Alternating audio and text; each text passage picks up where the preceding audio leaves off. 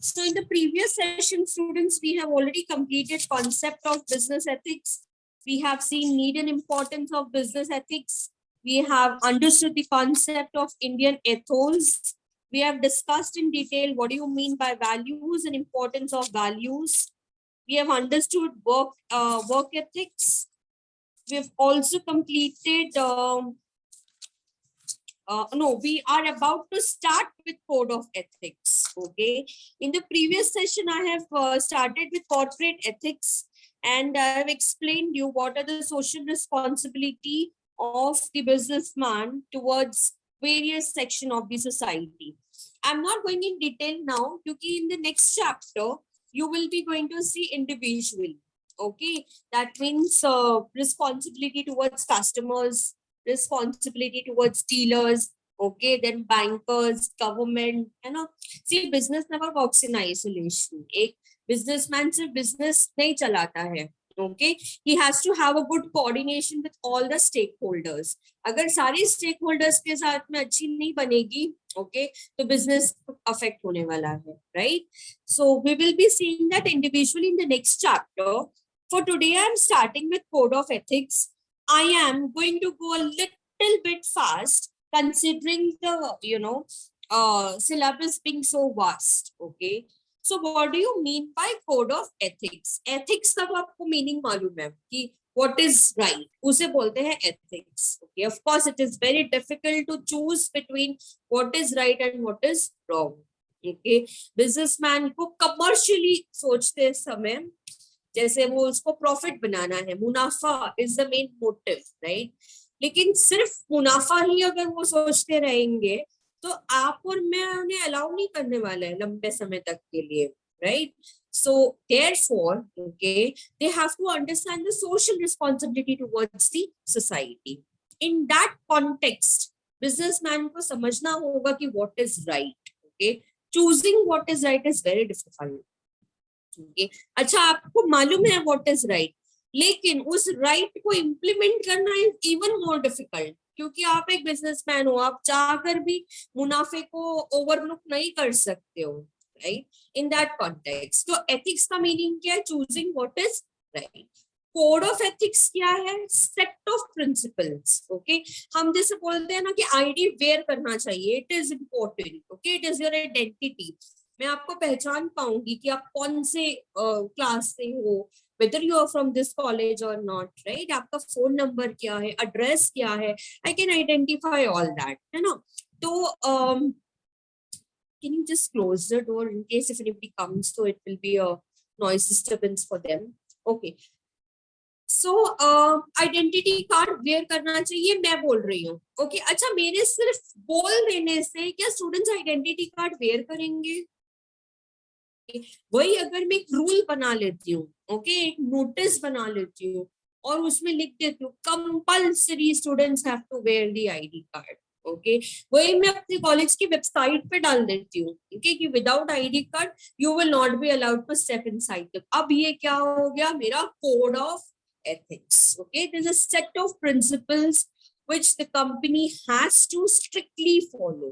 Okay, for example, company ने strictly बोला है कि customer preference and customer relationship is of topmost priority. अब मैं एक एम्प्लॉय हूँ, मुझे मालूम है मुझे सेल्स करना है, लेकिन साथ ही साथ मुझे ये भी मालूम है कि सेल्स करते टाइम मेरे को ध्यान देना है कि कस्टमर प्रेफरेंस देखना है. मैं कस्टमर को उल्लू बना के अपना टारगेट नहीं अचीव कर सकती हूँ. आई हैव टू एंश्योर कि मैं अपने सेल्स के साथ साथ, ओके, कस्टमर रिलेशनशिप भी मेंटेन करूं. ऐसा मैं क्यों कर रही हूँ स्टूडेंट्स? बिकॉज ये मेरे कंपनी का क्या है? Code of ethics. Now it is a rule, okay, that you have to strictly do it. जैसे आइडेंटिटी कार्ड के लिए मैंने आपको बोला that it is a rule, तो it you have to. So I hope you understood the concept of code of ethics. It is nothing but set of principles, okay, which every employee has to follow. Employee में management भी आ जाते हैं. Top management also has to, उस boundary के अंदर ही काम करना होगा. I hope there is no difficulty till here. and it is very simple to understand. Yet again मैं चाहूंगी कि first paragraph हम लोग टेक्स्ट बुक का थोड़ा रीड करते हैं to have a more clarity. Can anyone from the online session willingly would want to read first paragraph?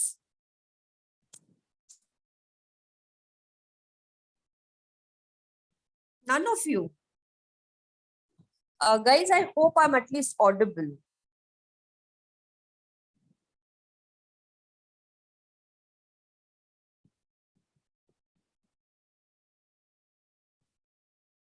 कोई रीड करेगा first paragraph? Let us not waste time guys, we have to complete the answer. कोई भी आप में से कोई भी read कर सकते हैं फर्स्ट पैराग्राफ? आयशा, अफरोज, ऋतिक, मुस्कान, एनीवन, जैनब, एनीवन, सपना? Please let us start quickly and not waste time. Okay, the screen is not visible ना? आप बोल भी नहीं रहे हो. Yes, ma'am. हाँ तो एटलीस्ट बताइए स्क्रीन विजिबल है कि नहीं है. हाँ, I hope the screen is visible now. Can please someone read the first paragraph without wasting time?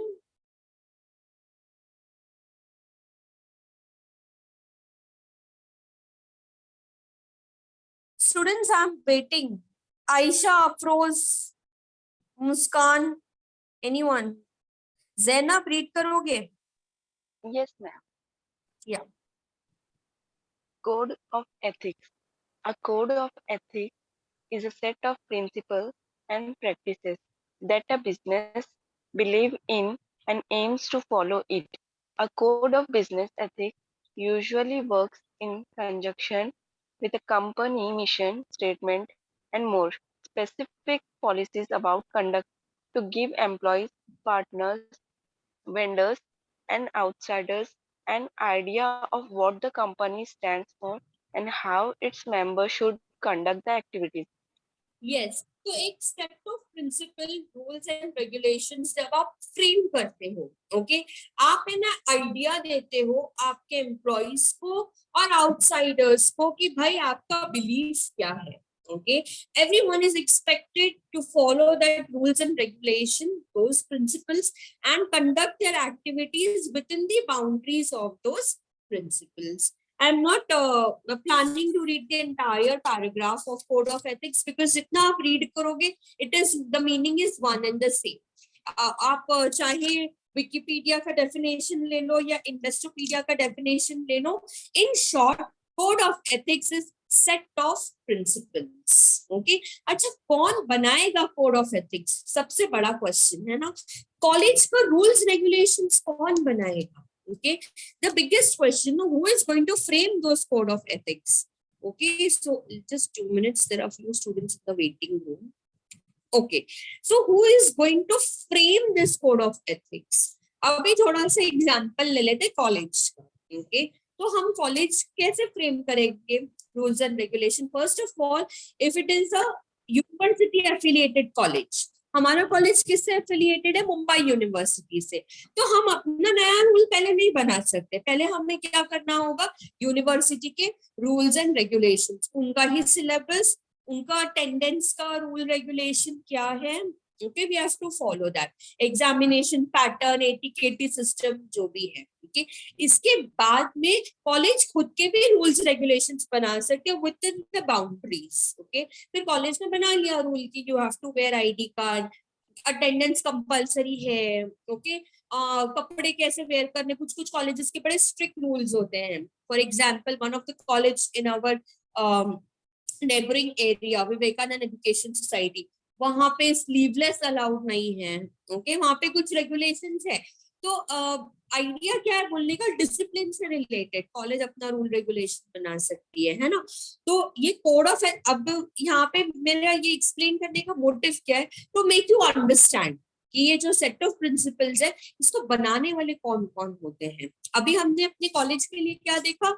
University, college के टीचर्स हो गए, कमिटी मेंबर्स हो गए, मैनेजमेंट मेंबर्स हो गए, principal sir हो गए, all of them are involved in making certain rules and regulations. Similarly, एक कंपनी का कोड ऑफ एथिक्स कौन सेट करेगा? वो सबसे मेजर क्वेश्चन है. Okay, top management, yes, because they are running the show, they are running the business.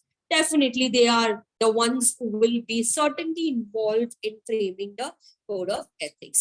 इसके अलावा और कौन कौन होगा वो अभी हम गाइडलाइंस में स्टडी करेंगे. अपार्ट फ्रॉम दैट, ओके, खुद का थोड़ा सा दिमाग लगा लो. ठीक है, अगर आप एक बिजनेसमैन हो और आप एक कोड ऑफ एथिक्स सेट कर रहे हो, आप किसकी हेल्प लेंगे, आप कैसे वो प्रिंसिपल्स को सेट करने में किसकी मदद लोगे? अगर मैं एक बिजनेसमैन होती तो मैं डेफिनेटली एक्सपर्ट्स की राय लेती, है ना.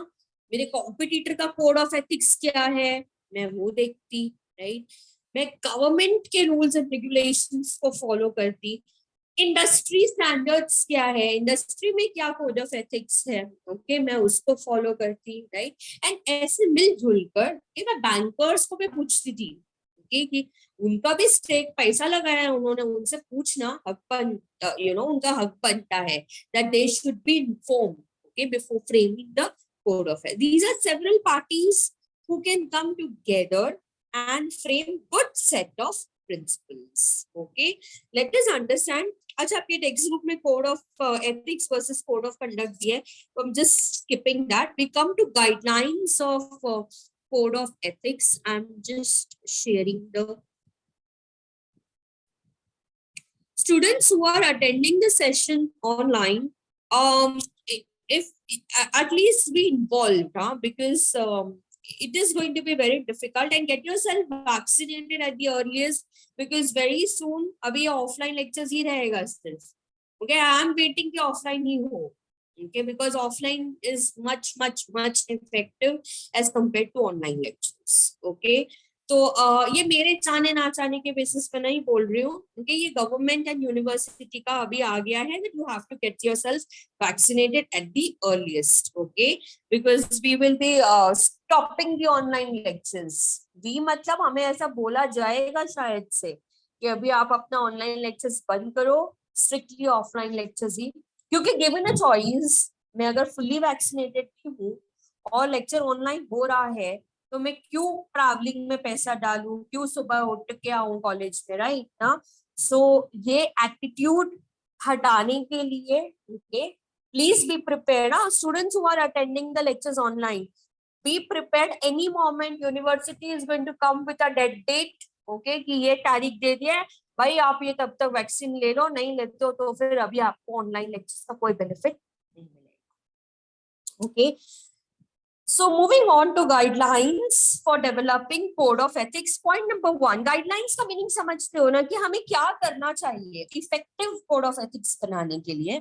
So first one is customize your code. कोई और है सेशन में जो loudly and clearly रीड करना चाहेंगे?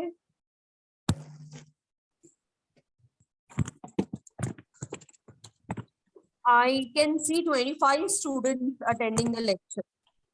25 में से कोई एक भी स्टूडेंट नहीं है जो रीड करना चाहेंगे? Yes, ma'am. Yeah, okay, Rizvi, all right. Ma'am, page number.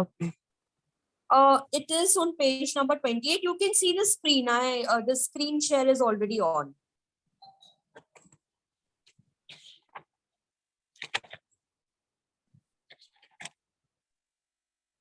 First point, that Yes, is customize your code. Customize your code. Ideally, a code of the ethics should be customized, made for your organization. Ask yourself what makes your code specified to your organization. Is there anything that differentiates it from the similar document devised by other firm in your industry or other industries? सबसे पहला guideline भाई, अपने rules को customise करो. Customise समझते हो? मैं आपको ना वो एक्सप्लेन करने के लिए मीनिंग एक एग्जांपल देती हूँ. अभी हम गए पानीपुरी खाने के लिए, ओके, मैं गई, सॉरी योर नेम इज ज्योति गई और ईशानी, ओके, तो हम तीनों गए हैं पानीपुरी खाने के लिए. ठीक है, अब मुझे तीखा बहुत पसंद है, ज्योति को इतना तीखा नहीं पसंद, ओके, एंड ईशानी मीडियम तीखा खाते हैं, ओके. तो पानीपुरी वाला अगर एक ही टेस्ट देगा तीनों को, तो क्या हम लोग नेक्स्ट टाइम वापस जाएंगे? नहीं. अगर वो बहुत तीखा दे रहा है, जबकि मुझे पसंद है, मेरा टेस्ट है, मैं जाऊंगी. Okay, Jyoti and Ishani will not go. इसको क्या बोलते हैं, कस्टमाइज करना। अगर पानी पूरी वाला सबके उनके हिसाब से, उनके टेस्ट के हिसाब से बनाते हैं तो उसे बोलते हैं कस्टमाइज। सिमिलरली ना स्टूडेंट्स, हमारी रूल्स एंड रेगुलेशन है ना, बहुत स्ट्रिंजेंट, बहुत स्ट्रिक्ट और बहुत रिजिड नहीं होना चाहिए।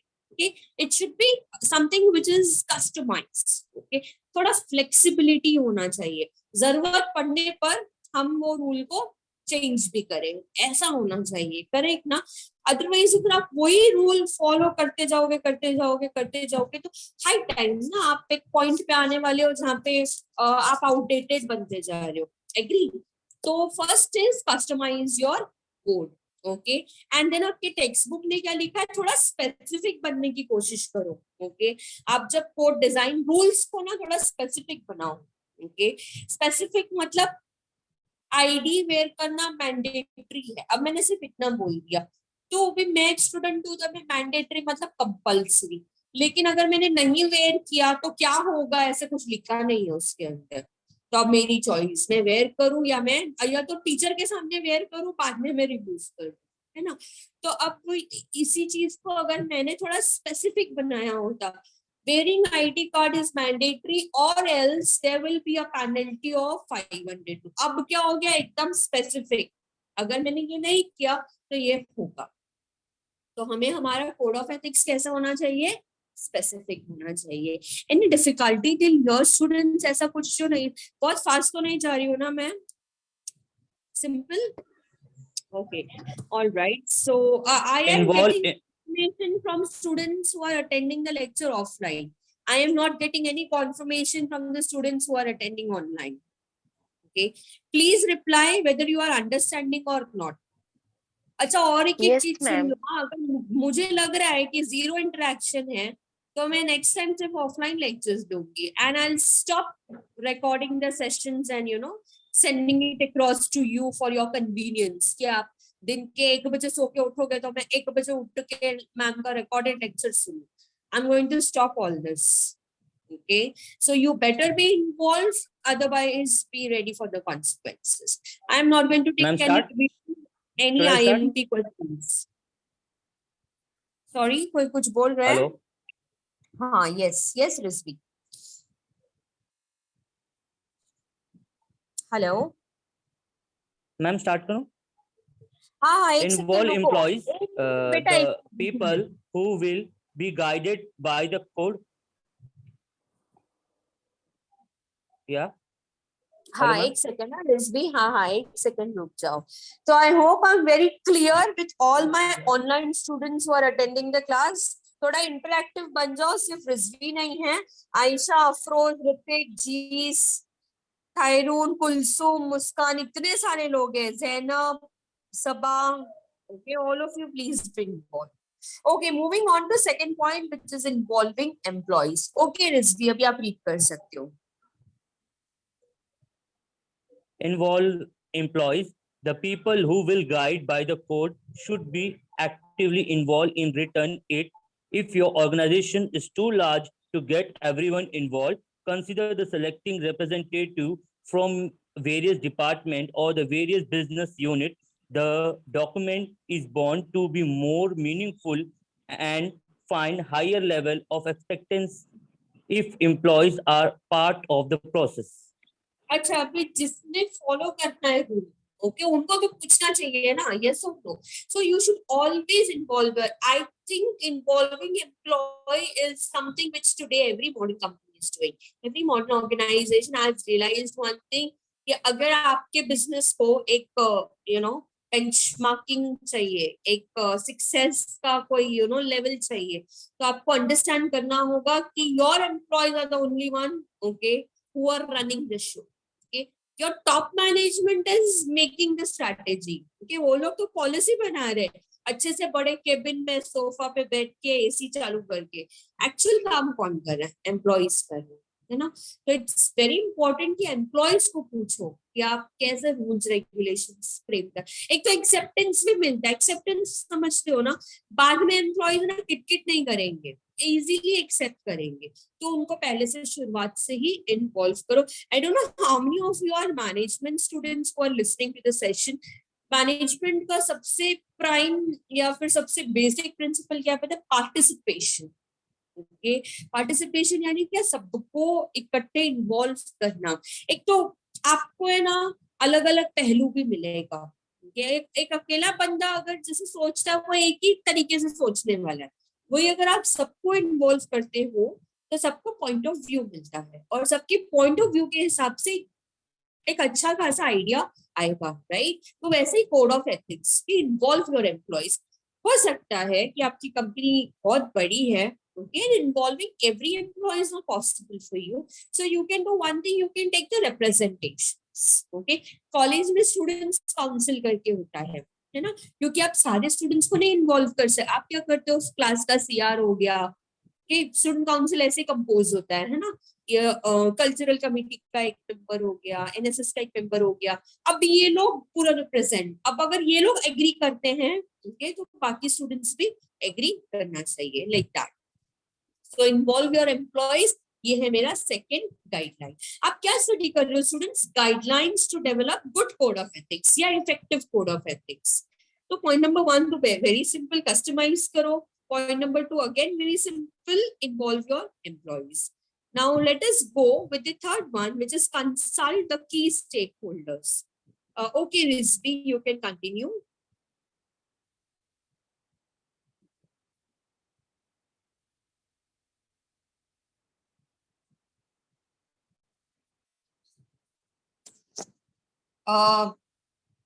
Rizvi, you can continue point number 3. Okay, ma'am. Consult key stakeholder.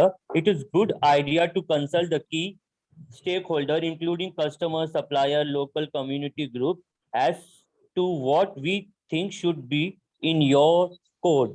This will help to reveal what important external stakeholder see as your key obligation, and will help make sure that the code you write deal with a full range of issues that might comfort your organization.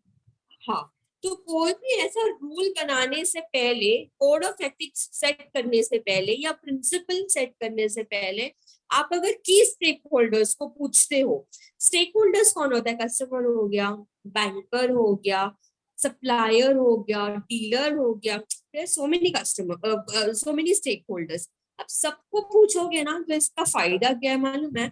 आगे जाके जब organisation को कोई भी confrontation चाहिए, कोई भी ना ऐसे पीछे नहीं हटेगा। क्यों? क्योंकि वो लोग भी इन्वॉल्व थे। Okay, so always consult. Consult का मीनिंग समझते हो? पूछना। ओके, रिमेम्बर वन थिंग, एक रिस्पॉन्सिबल बिजनेसमैन कोई भी डिसीजन खुद के कैलकुलेशन से नहीं लेंगे। okay, he will definitely consult others. Okay, and importantly आप आपके स्टेक होल्डर को कंसल्ट करते हो। जब भी आपका बैंकर हो गया, गवर्नमेंट हो गया, तो उससे आपके स्टेक होल्डर्स को ना एक फीलिंग आएगा, ये मेरे को पूछ के करता है। Okay, this is something which every, for example मैं स्टेट गवर्नमेंट और आप एक small and medium scale enterprise run करते हो मेरे स्टेट में, बॉम्बे में आपकी फैक्ट्री एंड ऑल है। आप कुछ भी करने से पहले ना मुझसे कंसल्ट करते हो, मुझे बहुत अच्छा लगेगा। I will be feeling like ना वैल्यू, इम्पोर्टेंस फील होगा। ओके, और साथ तो आप मेरे सामने कल को कोई अगर ऐसा ऐसा प्रिंसिपल भी सेट कर दो जिससे शायद मैं इतनी खुश नहीं थी, बट मैं अभी एग्री करूंगी। क्यों मैं एग्री करूंगी? भाई मेरे को इसने पूछा है। आपको ये एक्सप्लेन करने के लिए मैं बहुत सिंपल एग्जाम्पल देती हूँ। फॉर एग्जाम्पल, आपकी फैमिली पिकनिक ऑर्गेनाइज हो रही है, आपको किसी ने पूछा ही नहीं, यू फील हर्ट नो? अरे मेरे को पूछना चाहिए था, मैं भी तो अच्छा आइडियाज मेरे भी। अगर आपको नहीं पूछते, यू फील लेस वैल्यू। आपका माइंड पता नहीं क्या क्या सोचने लगता है, क्या मैं अनवांटेड चाइल्ड हूँ, या पता नहीं मेरे साथ में क्यों ऐसे होता है। You start thinking in that zone, which is very natural and human in nature, ऐसा होता है। लेकिन वही अगर आपके फैमिली आपको कंसल्ट कर रही है, भाई तू पता कहाँ जाना चाहिए हमें वेकेशन में, ओके। फिर आपने एग्जाम्पल आपने बोल दिया let us go to Manali and north place and all of that, लेकिन बाद में ना आपके पेरेंट्स मनाली नहीं लेके जाके आपको महाबलेश्वर लेके चलेगा एग्जाम्पल, लेकिन आप हर्ट नहीं होने वाले हो अभी। सी अंडरस्टैंड द डिफरेंस, ओके। क्यों आप हर्ट नहीं होने वाले हो? अरे मेरे को कम से कम पूछा तो, भले वो हुआ नहीं हुआ, that is a different thing, right? I have been asked, okay, you feel valued, right? And आप है ना, वो मूड भी नहीं है आपका महाबलेश्वर जाने का, बट आप हैप्पीली एग्री करोगे क्योंकि ठीक है मुझे कंसल्ट किया था, like that. Similarly in business also, अगर आप आपके स्टेक होल्डर्स को ना पूछते हो ना, वो भले शायद उस चीज से हैप्पी ना होंगे, लेकिन आगे जाके वो बोलेंगे कोई नहीं यार मेरे को कंसल्ट किया है उसने, ओके। एक राइट बिजनेसमैन ना कभी भी अपने आप को बहुत ऊंचा नहीं समझेगा, ओके। डाउन टू अर्थ। मैंने इनफैक्ट लाइफ में जितने टॉप मोस्ट पोजीशन के लोगों से मिली हूँ या इंटरेक्ट किया है, B the C whatever at the top, they are very down to earth people, okay? वो लोगों को झुकने में, ओके, उनका ईगो 0 लेवल होता है, ओके। उनको कोई प्रॉब्लम, उनको मालूम है इतनी बड़ी इंडस्ट्री चलाना है तो लोगों के हिसाब से चलाना होगा, ओके। मैंने रिसेंटली एक छोटा सा वीडियो क्लिप देखा था जहाँ पे मुकेश अंबानी को एक जर्नलिस्ट पूछते हैं कि यू नो मैं एक सबसे ताकतवर इंसान का इंटरव्यू लेने जा रहा हूँ। फिर वो मुकेश अंबानी ऐसे सरप्राइज होते हैं, ऐसे तो बोलते हैं आपको क्या लगा कि मैं किसका नाम लूंगा, नरेंद्र मोदी जी का? जी नहीं, मैं मुकेश अंबानी जी का नाम लेने वाला हूँ। And then Mukesh Ambani was like okay ऐसा, फिर देन ही सेज आपको कैसा फील हुआ जब मैंने ऐसा बोला? तो इसे I don't take you seriously, okay. मैं आपको सीरियसली लेता ही, ऐसा क्यों बोला उन्होंने? Because he does not like comparisons, he is a businessman. आप उनको प्राइम मिनिस्टर से कंपेयर करो, अनिल अंबानी से कंपेयर करो, रतन टाटा से, उसको क्या कर, वो तो अपना बिजनेस चला रहा है, right? So in that context, okay, I think people should be very down to earth. क्या आई आज के जनरेशन में सबसे बड़ा क्या बोलते हैं मिसअंडरस्टैंडिंग क्या है मालूम है? कि उन्हें ऐसा लगता है कि हैप्पीनेस दिखाना चाहिए, ओके, मूवीज नहीं भी जाना चाहिए, रेस्टोरेंट जाना चाहिए, फोटोज निकालना चाहिए, एक्टिव होना चाहिए Instagram and Facebook. All this idea of is I think it's all bullshit, okay. The real happiness would be uh, the way you live, okay. Normalize things which are supposed to be normalized, okay. तो वैसे down to अर्थ, तो businessman जितने down to अर्थ रहेंगे, जितने अपने stake holders को value देंगे, उतना उनको वो वहां से रिटर्न में मिलेगा। I hope there is no difficulty till here. अब बढ़ते हैं नेक्स्ट पॉइंट की तरफ, outsource carefully. So, okay, Rizvi, you can continue with point number 4, which is outsource carefully. Outsource carefully. Hiring a consultant to help write your code can be useful, but do not let them take over. A consultant can bring a wealth of knowledge and experience and can help to avoid a whole range of pitfalls from a lack of clarity through the illusion of too little or too much detail. But this code is still your. It should reflect your organization value, principle, and aspirations. Okay, अभी ध्यान से सुनो, मैंने आपको answer start करते time क्या बोला था? You can also take help from the experts and outsiders, okay? Give them benefit of doubt कि इनका नॉलेज बहुत वेल्दी है, अच्छा होगा। हम एक्सपर्ट क्यों बोलते हैं उनको? क्योंकि उनके पास वास्ट नॉलेज है ना? बट उसका ये मतलब नहीं है कि वो जो भी बोल रहे हैं आप एक्सेप्ट करो, okay. Do not forget it is your rules and regulation. It should reflect your companies philosophy, mission, vision, आपकी कंपनी का अस्तित्व, वो अटूट अंग जो कि हम हमारे वैल्यूज में रखते, वो रिफ्लेक्ट होना चाहिए हमारे कोड ऑफ एथिक्स में, ओके। आउटसाइडर आपकी मदद कर सकता है लिखने में, ओके, ये टेक्निकली कैसा लिखा जाए, ओके ये कोड ऑफ एथिक्स कैसा होना चाहिए, कि इसके अंदर फ्लेक्सिबिलिटी का एलिमेंट कैसा लाया जाए, all of that is fine. Okay लो उसका आइडियाज लो, ओके डज नॉट मीन कि उसको सब कुछ एक्सेप्ट करो। इसीलिए क्या लिखा गया है next guideline, please observe your code of ethics carefully which is being outsourced। okay जब कोई आउटसाइडर आपके लिए काम करता है ना, तो क्यों आपको और ध्यान देना चाहिए, इवेंचुअली वो आउटसाइडर। ओके अगर फॉर एग्जाम्पल आप कोई सजेशन लेते हो करियर अपॉर्चुनिटी या फिर मैरिज से रिलेटेड, किसी भी चीज से रिलेटेड, कोई आउटसाइडर जब आपको ओपिनियन देता है ना, सुनो। ओके उसके भी आइडियाज को बेनिफिट ऑफ डाउट दो। उसका ये मतलब नहीं है कि उस पर पूरा ब्लाइंडली यकीन करो। इवेंचुअली वो कौन है, outsider. Okay so observe your code of ethics made by the experts very carefully। okay it should be reflecting your organization's principles and values। हर एक कंपनी का ना स्टूडेंट्स एक तरीका होता है काम करने का। ओके मुकेश अंबानी जैसे अपनी कंपनी को चलाते हैं, रिलायंस इंडस्ट्रीज को जैसे चलाते हैं, उनका एक स्ट्रेटजी है, उनका एक हर एक मूव का एक कोई ना कोई पर्पस है। ओके रतन टाटा जैसे अपनी कंपनी चलाते हैं, उनका तरीका अलग है, इसीलिए तो वो रतन टाटा है और इसीलिए वो मुकेश अंबानी है। Very clear. तो हर एक इंडस्ट्रियलिस्ट का ना खुद का कंडक्ट होता है। ओके तो और वो कंडक्ट आता कहाँ से है, उनके कंपनी के कोर ऑर्गेनाइजेशनल फिलॉसफी बिलीफ। जब उन्होंने ये नींव रखा था, अपने कंपनी को स्टार्ट किया था, तो वो उस टाइम पे उनका क्या बिलीफ था, क्या वैल्यूज था, you should always stick to it. Okay flexible भी रहो लेकिन अपने वैल्यूज को भूलो मत। ओके हम बोलते ना वी आर इंडियंस, हमको कोई और देश ले जाओ, ओके कितने ही मॉडर्न हम बन जाए, हमारा थॉट प्रोसेस कितना ही ओपन माइंडेड हो जाए, at the end of the day we will have the elements of our Indian culture within us. Okay जो हम शायद कभी कॉम्प्रोमाइज नहीं करेंगे चाहे जो हो जाए, right. So similarly in businesses also okay you have to make sure कि आपका कोड ऑफ एथिक्स आपके वैल्यूज को रिफ्लेक्ट करना चाहिए। Of course outsider can give his input, but at the same time you have to observe it very carefully। Moving on to the next one, which is point number 5, consider good examples। All right। Okay, Yes, ma'am. Han, Consider Han. good example. If you are written your own code, being by look at a relevant example, there are a lot of good code out there. A quick internet search can be very relieving. A code that is simply copied from another organization is unlikely to provide either effective guidelines or inspiration, but there is also a point in getting guidance from other code to draft an effective code of ethics।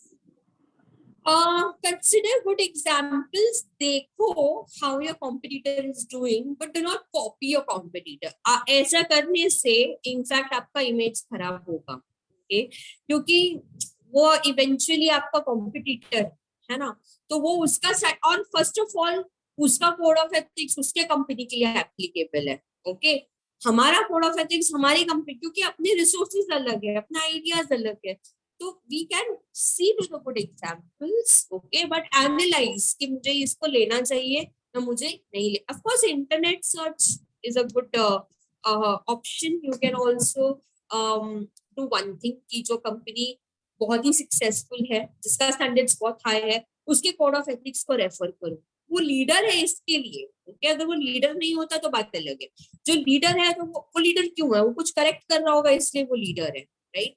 तो उसकी company के code of ethics को आप refer करो। It's always nice to see some good examples in the market and then create your own code of ethics. हम career भी ऐसे ही करते हैं usually. Just have ask yourself, करेंगे वही जो हमारा एबिलिटीज है या हमारा इंटरेस्ट है, लेकिन हम चेक जरूर करते हैं कि भाई क्या क्या ऑप्शन कर सकते हैं। Okay, after commerce, I can do this, do that, etc., etc. But eventually, we will do what we want to do. It's always nice to have a look in different options. It might give you a new insight. एक शायद आपको नया पहलू मालूम पड़ सकता है ना? So consider good examples. I think I'll take one more point and then I can stop for this particular answer. मैं चाहूंगी कि point number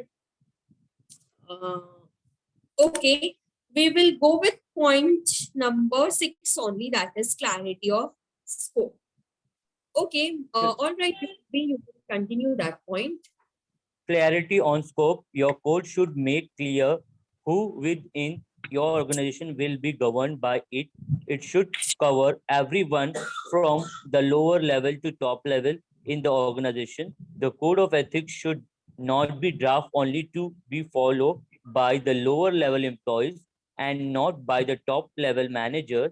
If it is so, the lower level employees may not take the code seriously. Keep in mind that lower level employees may not take very seriously a document that the senior manager either are not bound by or take lightly. ध्यान से सुनो, इसका बहुत ही simple meaning है, कुछ भी rules बनाओ सबके लिए सेम, क्या वो कोई भी लेवल रहने दो, टॉप लेवल, मिडिल लेवल या फिर लोअर लेवल. अगर आप रूल ऐसा बन, for example formal outfits is compulsory, ठीक है. अब मैं एम्प्लॉय हूँ, मेरे को तो दिख रहा है कि वो अपॉइंटमेंट लेटर में लिखा है, कंपनी के वेबसाइट में लिखा है, सब जगह मेंशन है कि भाई I have to follow discipline and outfits comes in discipline. तो मैं फॉर्मल कपड़े में जा रही हूँ. फिर मैं देखती हूँ कि मेरे कंपनी का टॉप मैनेजमेंट डेनिम में आ गया, कैजुअल्स में आ गया, गोवा वाले आउटफिट में आ गया, जिसमें बड़े बड़े फ्लावर प्रिंट्स है, और रणवीर सिंह के आउटफिट में आ गया. अब मेरे माइंड में क्या है, फर्स्ट ऑफ ऑल तो मैं कंपनी को सीरियसली लूंगी ही नहीं. क्यों सीरियसली नहीं लूंगी? तुम्हारे बनाए हुए रूल्स तुम ही नहीं फॉलो कर रहे हो, मैं क्यों फॉलो करूँ, राइट? एंड इवेंचुअली क्या होता है ना, you consider the organization and all this rule as a joke. Okay, आप लोग खुद अप्लाई कर सकते हो खुद के केस में. अटेंडेंस, ऐसा आपको टीचर्स बोलते हैं, अगर नहीं रहा 75% अटेंडेंस तो आपको एग्जाम नहीं लिखने मिलेगा, ये नहीं वो नहीं. फिर इवेंचुअली क्या होता है, थोड़ा फ्लेक्सिबल है टीचर्स, और थोड़ा 70 हुआ, 60% अटेंडेंस हुआ तो भी लिखने मिल जाता है. अब सोच क्या है, फिर तो हम वही अटेंडेंस मेंटेन करें ना, कि जहाँ पे हमें पेपर लिखने मिल रहा है, at least like that. So idea of telling you this is कि आप कोई भी कोड ऑफ एथिक्स बनाओ ना, तो उसका स्कोप में सब इन्वॉल्व हो जाना चाहिए. Okay, top level, middle level, lower level, worker रहने दो, क्लास 1 एम्प्लॉय, क्लास 2, क्लास 4, कोई भी level of employ, it should be applicable to everyone. I hope there is no difficulty in the answer, and I hope I'm not going very fast. Please stop me if I'm going fast. I am not sure कि जो students lecture online attend कर रहे हैं, आपको कितना इसमें से समझ में आया जितना मैंने explain किया. कोई difficulty है तो please get back to me. Simple to understand, No, ma'am. guys? Okay. Yes, ma'am. alright. Understand. Yes. Okay, thank you so much Zainab, thank you Rizvi for replying. बाकी लोग पता नहीं क्या कर रहे हो lecture में. Please start responding, huh? It is otherwise going to be difficult. Okay, Mamta, all right. So I stopped the screen share over here, and मुझे लगता है अभी session in next